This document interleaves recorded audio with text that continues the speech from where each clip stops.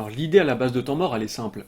Il y a un problème au niveau de l'histoire. Actuellement, il y a deux visions de l'apprentissage de l'histoire.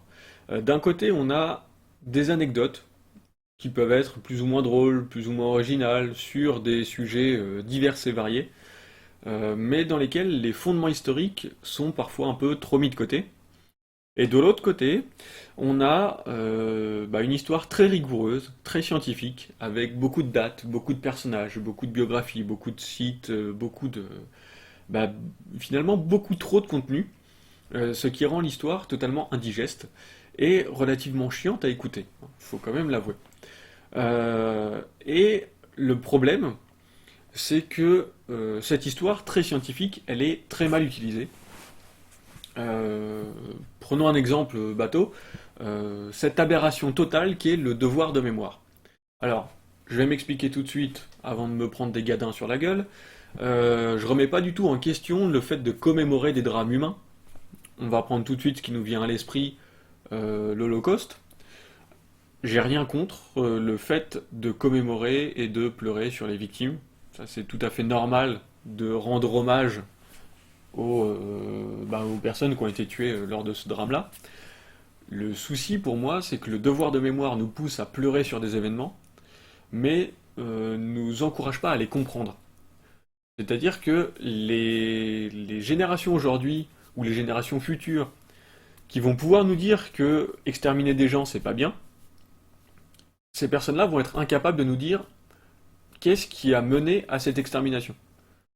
Ces personnes-là vont être incapables de dire quel était l'état social de l'Allemagne qui a fait que Hitler a pu parvenir au pouvoir, qui a fait que l'extrême droite a pu monter. Et c'est ce qui est dommage dans ce devoir de mémoire, c'est que ça met l'accent sur les commémorations, mais la réflexion qu'il y a autour, elle n'existe pas. On n'est pas obligé de réfléchir à pourquoi ça s'est passé comme ça. On sait ce qui s'est passé, on ne sait pas vraiment comment, et on sait encore moins pourquoi. Et c'est pour ça que j'ai eu envie de faire Temps mort. Parce que il manque cette passerelle de compréhension entre les événements et les causes liées à ces événements. Et aujourd'hui, l'historien, il doit être objectif, ça c'est clair. Et le souci, c'est que l'histoire n'est pas vraiment vue comme une science. Donc, l'historien va être obligé de se radicaliser un petit peu pour être sur un pied d'égalité avec la physique, la chimie, les maths. Et le problème, c'est que ça va rendre l'histoire extrêmement chiante et complètement hermétique.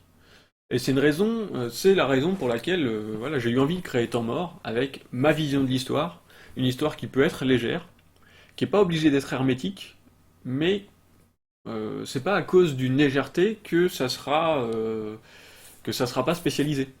Je pense qu'on peut rentrer dans des termes techniques sans pour autant rendre l'histoire chiante.